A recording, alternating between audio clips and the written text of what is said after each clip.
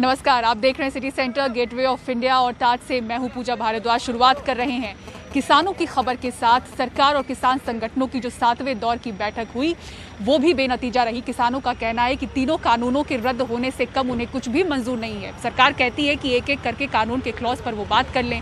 अब जो इनकी 8वें दौर की बैठक है वो 8 जनवरी को होगी। दिल्ली के विज्ञान भवन में बैठक से पहले आंदोलनकारी किसानों की मौत पर दोनों पक्षों ने 2 मिनट का मौन रखा। किसान संतुष्ट हुए कि सरकार ने कम से कम उनकी शहादत की बात मंजूर की, लेकिन बातचीत से कुछ न निकलने की हताशा ही थी कि किसान संगठनों के नेताओं ने अपना खाना अलग खाया। बैठक के बीच ही वीडियो जारी कर ये शिकायत भी की कि सरकार एक कदम आगे बढ़ने को तैयार नहीं है। किसानों का साफ कहना है कि पहले तीनों कानूनों की वापसी हो, फिर आगे कोई बात हो। आज की बात में ये बात गवर्नमेंट को बिल्कुल आइडियोलॉजिकली और उनको समझ आ गई कि ये किसान संगठन जो है अब रिपील के अलावा कोई बात नहीं करना चाहते हैं, जिसको खुद मिनिस्टर को बोलना चल पड़ा कि आप रिपील के अलावा कुछ नहीं मानोगे। हमने बोला नहीं मानेंगे, तो ठीक है फिर आगे डेट रख लो 7 और 8 से। हमने 8 तारीख को 2 बजे टाइम दे दिया। हमने केवल ये तीनों कानून रिपील कराने हैं और जो एमएसपी है उसको लीगल राइट दिलवाना है। इसीलिए सरकार ने ये मानते हुए काफ़ी कोशिश की। उन्होंने पहले भी जो राग लाते हैं कमेटी का, हम क्लॉज बाई क्लॉज बात करें, लेकिन हमने साफ मना कर दिया। उधर सरकार की दलील है कि किसान कानूनों के एक एक क्लॉज पर बात कर ले, जो ठीक ना लगे उसे बदल दिया जाए। लेकिन कृषि मंत्री और खाद्य मंत्री किसानों को रजामंद करने में नाकाम रहे। स्वाभाविक रूप से माहौल अच्छा था, लेकिन एक्ट रिपील पर अड़े रहने के कारण कोई रास्ता बन नहीं पाया। लेकिन मुझे आशा है कि जिस प्रकार की बातचीत आज हुई है उस हिसाब से अगली बैठक में सार्थक चर्चा होगी और संभवतः हम लोग समाधान तक पहुंच पाएंगे। अब 8 जनवरी को फिर से बात होगी, 8वीं बार बात। लेकिन ये सवाल बना हुआ है कि क्या उस बातचीत से भी कुछ निकलेगा। नए कृषि कानूनों पर जारी गतिरोध के बीच किसान संगठन के बड़े नेताओं की मंगलवार को एक महत्वपूर्ण बैठक होगी, जिसमें इन कानूनों के खिलाफ उनके विरोध के कार्यक्रम को अंतिम रूप दिया जाएगा। दूसरी तरफ कृषि मंत्रालय ने एक बयान जारी करके कहा है कि कृषि मंत्री अब नए कृषि कानूनों से जुड़े मुद्दों पर दूसरे राज्यों के किसानों से भी बातचीत करेंगे। अब देखना महत्वपूर्ण होगा कि 8 जनवरी की बैठक में कृषि मंत्री क्या नई रणनीति लेकर शामिल होते हैं। विज्ञान भवन से शशिकांत झा के साथ हिमांशु शेखर, एनडीटीवी इंडिया। और उत्तर प्रदेश के पूर्व मुख्यमंत्री अखिलेश यादव अपने उस बयान से घिर गए हैं जहां उन्होंने कहा है कि वो बीजेपी की कोरोना वैक्सीन नहीं लगवाएंगे। बीजेपी तो इनका विरोध कर ही रही है। इसी के साथ ही साथ मुलायम सिंह यादव की जो छोटी बहू है वो भी इसके खिलाफ खड़ी हो गई हैं। अब अखिलेश यादव ने प्रेस कॉन्फ्रेंस करके कहा है कि दरअसल इस वैक्सीन को बनाने वाले वैज्ञानिकों के खिलाफ वो नहीं है, बल्कि बीजेपी की नीयत के खिलाफ। देश कोरोना वैक्सीन का बेसब्री से इंतजार कर रहा है, लेकिन भारत बायोटेक की वैक्सीन को अचानक मंजूरी मिल जाने को कई लोग जल्दबाजी में उठाया गया कदम मान रहे हैं, तो कुछ सरकार की नीयत पे भरोसा नहीं करते। इस पे एतराज करने वाले अखिलेश यादव भी हैं। देखिए, मैं तो नहीं लगवाऊंगा अभी वैक्सीन, मैंने अपनी बात कह दी, और वो भी बीजेपी लगाएगी उसका भरोसा करूंगा मैं? अरे जाओ भाई, अरे अपनी सरकार आएगी सबको फ्री वैक्सीन लगेगी। हम बीजेपी का वैक्सीन नहीं लगवा सकते। अखिलेश यादव का बयान आते ही उन पे बीजेपी नेताओं के हमले की बाढ़ आ गई, जिसे वो वैक्सीन बनाने वाले देश के वैज्ञानिकों का अपमान बताने लगे। केंद्रीय मंत्री अनुराग ठाकुर ने कहा कि यह बयान दुर्भाग्यपूर्ण है। बीजेपी प्रवक्ता संबित पात्रा ने कहा कि यह जनता के बीच में भ्रम फैलाने की कोशिश है। डेप्यूटी सीएम दिनेश शर्मा ने कहा कि वैक्सीन को बीजेपी से जोड़ने पर आश्चर्य है। डेप्यूटी सीएम केशव मौर्य ने कहा कि यह वैज्ञानिकों का अपमान है। बीजेपी के इन हमलों के बीच मुलायम सिंह की छोटी बहू अपर्णा यादव ने भी अखिलेश के बयान को गलत ठहरा दिया है। ये जो उन्होंने कहा कि ये बीजेपी की वैक्सीन है, ये बात मुझे नहीं लगता कि ये ठीक है। मैं समझती हूँ कि ये भारत की वैक्सीन है और भारतीय डॉक्टर्स ने, भारतीय साइंटिस्ट ने इस पर बहुत ज़्यादा अध्ययन और विचार करके ये वैक्सीन हमारे पास लेके आए हैं। लेकिन आज अखिलेश यादव ने साफ किया कि उनका बयान वैज्ञानिकों की मेहनत के खिलाफ नहीं, बल्कि बीजेपी की नीयत के खिलाफ है। आप पूरा समाजवादी पार्टी और मैंने जो कहा वो पूरा आप दिखाइए, आपको पूरा दिखाना चाहिए था। समाजवादी पार्टी या मेरा खुद का बयान किसी भी साइंटिस्ट, किसी भी वॉलंटियर जो लोग उसमें शामिल हुए हैं, चाहे वो किसी तरह के एक्सपर्ट्स हों, उन पे किसी पे सवाल नहीं है।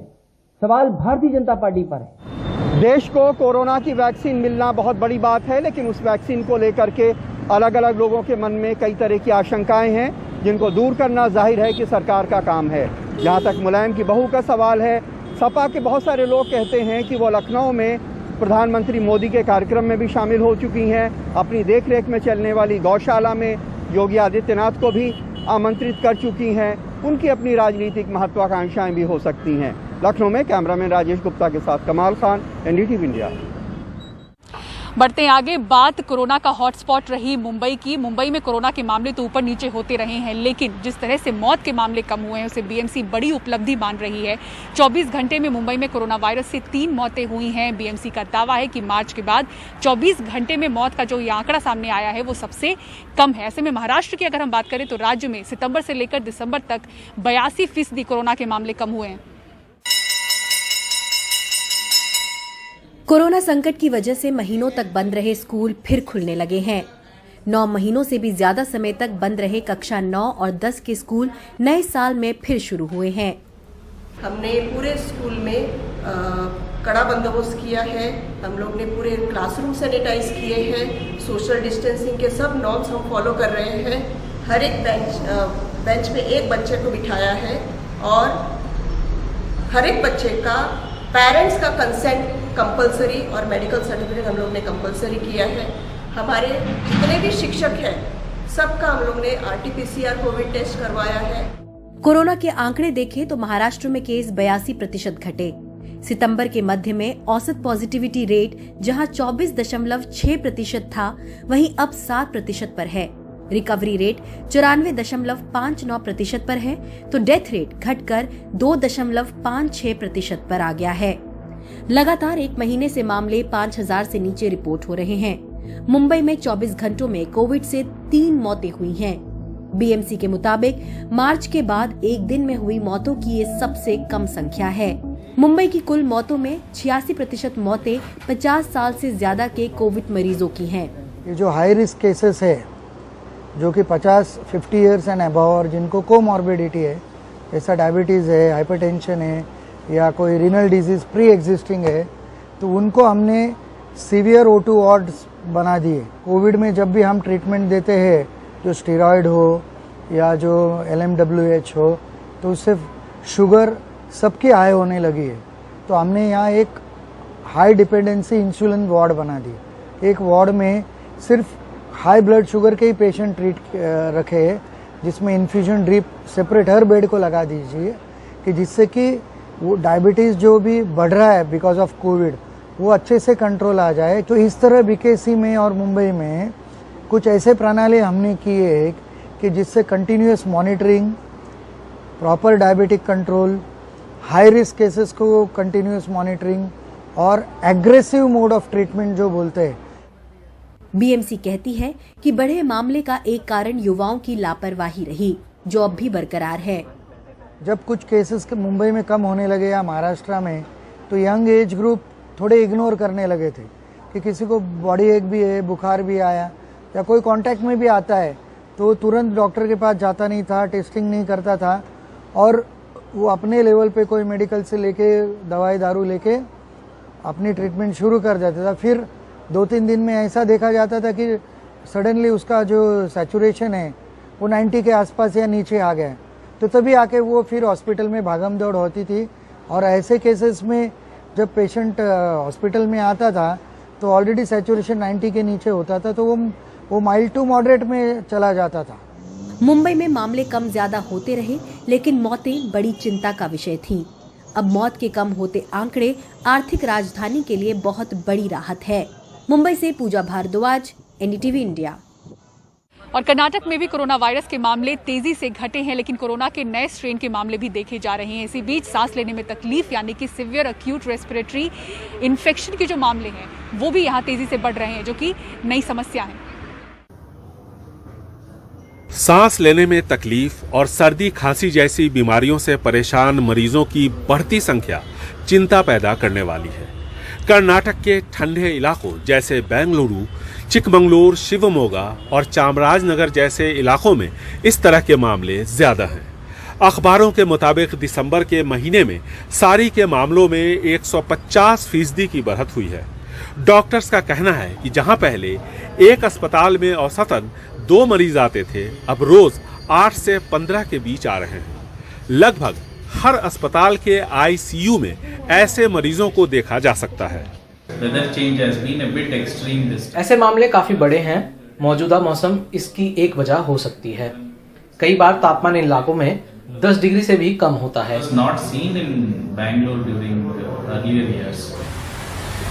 40 साल से ऊपर या 15 साल से कम उम्र के बच्चों में भी इस तरह के मामले बढ़े हैं।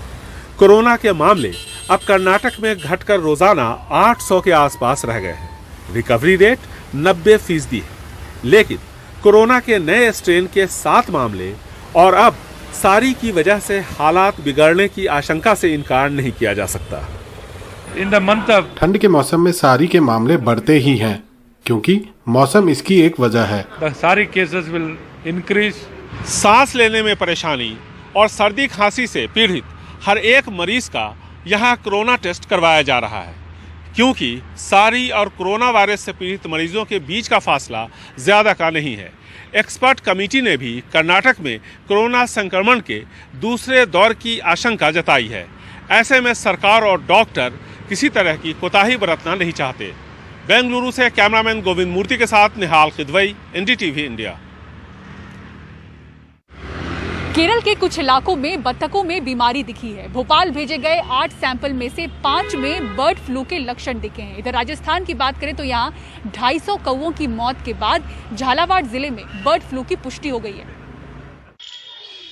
झालावाड़ के साथ ही जिन दूसरे जिलों में मरे हुए पंछी मिले हैं, उनके सैंपल भी जांच के लिए भेज दिए गए हैं। सबसे पहले अभी हमारे पास के जो भी मुर्गी पालक हैं, उनके सैंपल्स लिए जा रहे हैं। उनको सैंपल्स को वापस भोपाल ले भिजवाया जाएगा और वहाँ यदि संक्रमण नहीं पाया जाएगा तो ठीक है। यहाँ बाकी जो हमारा जो कंटेनमेंट जोन है, उस पर पुलिस की, नगरपालिका और सारे जो विभिन्न विभाग हैं, उनकी निगरानी जारी है। जहाँ भी जो बर्ड्स अभी मर रहे हैं, तो उनका सेफ डिस्पोजल हम करा रहे हैं। सिर्फ झालावाड़ ही नहीं, बीकानेर, बारां, जोधपुर, पाली, जयपुर समेत 7 जिलों से कौवों की मौत की खबर आई है, जिसके बाद सरकार ने हालात पर नजर रखने के लिए एक नियंत्रण कक्ष भी बना दिया है। डेली इनके जाने क्या बीमारी हो गई, डेली मर रहे हैं यहाँ पर रोज। 200-500 तो मर गए होंगे। हाँ, लगभग इतने तो मर गए होंगे। इधर उधर कर रहे हैं और ये दूध कर इधर उधर नाटकी कर ये फड़फड़ा कर मर जाते हैं। कितने दिन में मर जाते हैं? ये कल मर जाएगा ये, बस आज बीमारी। मतलब बीमारी तो लगातार चल रही है। हाँ, लगातार। राज्य के जिलों में विशेष दल भेजे जा रहे हैं। अजमेर में काफी बड़ी संख्या में पोल्ट्री का कारोबार है, लेकिन भरतपुर में सबसे बड़ी चिंता है घाना अभयारण्य, जहां सैकड़ों प्रवासी पक्षी आते हैं। जयपुर से हर्षा कुमारी सिंह, एनडीटीवी इंडिया। और पीएमसी बैंक घोटाला मामले में ईडी ने आज शिवसेना नेता संजय राउत की पत्नी वर्षा राउत से करीब 4 घंटे की पूछताछ की है। वर्षा राउत को पीएमसी बैंक घोटाले के एक आरोपी प्रवीण राउत की पत्नी माधुरी राउत से लिए गए 55 लाख रुपए के लोन का हिसाब देना था। ईडी जानना चाहती है कि वर्षा राउत ने जो लोन लिया था उसका स्रोत क्या था। वर्षा राउत को इससे पहले भी ईडी ने 29 दिसंबर को पेश होने के लिए समन जारी किया था, लेकिन तब उन्होंने 5 जनवरी तक का समय मांगा था और अब 5 जनवरी से एक दिन पहले ही वो अचानक ईडी ऑफिस पहुंची। और इसी खबर पर ईडी ऑफिस से ज्यादा जानकारी दे रहे मेरे सहयोगी सुनील सिंह। शिवसेना सांसद और दैनिक सामना के कार्यकारी संपादक संजय राउत की पत्नी वर्षा राउत से आज इस ईडी दफ्तर में तकरीबन 4 घंटे पूछताछ हुई है। मामला पीएमसी बैंक से जुड़ा हुआ है। पीएमसी बैंक घोटाले में एक आरोपी हैं प्रवीण राउत, जिन पर 90 करोड़ रुपए के बैंक से लेने का आरोप है और उस 90 करोड़ की रकम में से 1 करोड़ 60 लाख उन्होंने अपनी पत्नी माधुरी राउत को दिया था और माधुरी राउत ने 55 लाख रुपए वर्षा राउत को दिया है, जो कि संजय राउत की पत्नी है। इसी संदर्भ में ईडी ने उन्हें समन किया था। 2 बार पहले समन किया गया था, वो नहीं आई।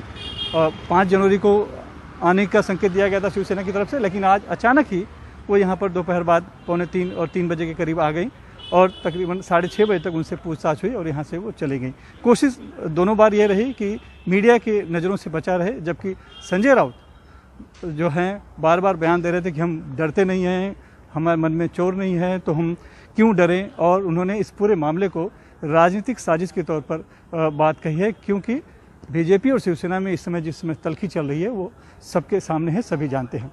मामला राजनीतिक ज़्यादा हो गया है, लेकिन चूंकि मनी लॉन्ड्रिंग से जुड़ा हुआ है और मनी ट्रेल सामने नजर आया है, इसलिए मामला राजनीतिक तौर पर उछालने के साथ साथ ही भले संजय राउत उसको उछालते रहेंगे, लेकिन वर्षा राउत को जवाब भी देना होगा कि आखिर जो 55 लाख रुपए हैं वो उन्होंने क्यों लिए थे।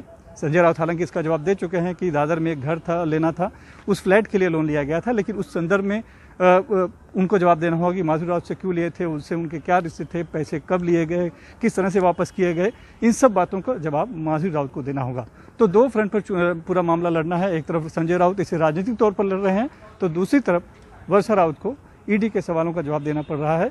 और आज सिर्फ तकरीबन 4 घंटे ही पूछताछ हुई है। ऐसे मामलों में ज़्यादा पूछताछ होती है तो हो सकता है कि आगे फिर से ईडी वर्षा राउत को तलब करे, उन्हें फिर से यहाँ पर आना पड़े ईडी के सवालों का जवाब देने के लिए। मुंबई से कैमरामैन संजय मंडल, सुनील सिंह, एनडीटीवी इंडिया के लिए। इधर इनकम टैक्स की टीम ने रॉबर्ट वाड्रा के दफ्तर जाकर उनसे पूछताछ की। रॉबर्ट वाड्रा और उनकी कंपनी से जुड़ी कुछ बेनामी संपत्तियों को लेकर आयकर विभाग की टीम उनका बयान लेने दिल्ली के सुखदेव विहार स्थित दफ्तर पहुंची थी। आयकर विभाग ने पहले भी बयान दर्ज कराने के लिए समन किया था, लेकिन तब उन्होंने कोरोना महामारी का हवाला देकर बयान नहीं दर्ज कराया था। आज की पूछताछ के बाद वाड्रा ने कहा कि उन्होंने सारे सवालों के जवाब दे दिए हैं और आगे भी जब भी उनकी जरूरत होगी वो हाजिर होंगे। Yeah, sure, why not? Sir, do you think it's political vendetta? Do you think? Well, I mean, everybody knows it is. अगर आएंगे दोबारा आंसर कर लेंगे यार। कोऑपरेट तो करना, जो उनको लगा लास्ट 5-7 साल में जो भी मेरे काम है उनके बारे में जो उनकी क्वेरीज थी वो सारे आंसर कर दी। और कुछ ऐसे पर्टिकुलर नहीं है जो घंटे से ज्यादा की पूछताछ। अरे वो तो ठीक है, चलेगा, वो बैठेंगे, हर चीज पूछेंगे लास्ट 10-15 साल से। और पहाड़ों और मैदानों में कैसा है मौसम, बताएंगे आपको एक ब्रेक के बाद। देखते रहिए सिटी सेंटर शो।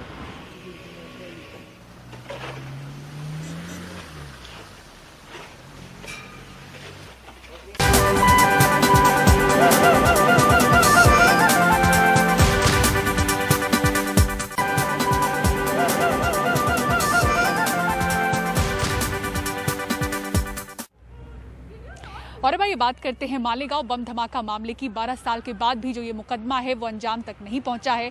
बार बार अदालत द्वारा बुलाए जाने के बाद आखिरकार साध्वी प्रज्ञा सिंह ठाकुर आज अदालत में पेश हुई। उन्होंने खराब तबीयत का हवाला दिया। इस पर अदालत ने रोजाना पेश होने से छूट देकर उन्हें ये कहा कि जब भी उन्हें कहा जाए अदालत में पेश होने के लिए वो जरूर आए। मालेगांव 2008 बम धमाके की आरोपी साध्वी प्रज्ञा ठाकुर बार बार के आदेश पर आखिरकार अदालत में हाजिर हुई। तकरीबन आधे घंटे बाद ही बाहर निकलकर अपने अंदाज में उन्होंने कांग्रेस पर उन्हें फंसाने का आरोप लगाया। जो पिछली डेट थी, ठीक इसके पहले वाली डेट थी, उस समय मैं एम्स में एडमिट थी। मैं ट्रीटमेंट ले रही हूँ, मुझे कई तकलीफें हैं, जो कांग्रेस की देन है उससे मैं ठीक हो रही हूँ। जो और भी हैं तो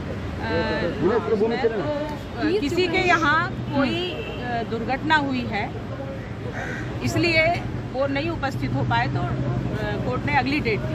29 सितंबर 2008 को मालेगांव बम धमाके में 6 लोगों की मौत हुई थी।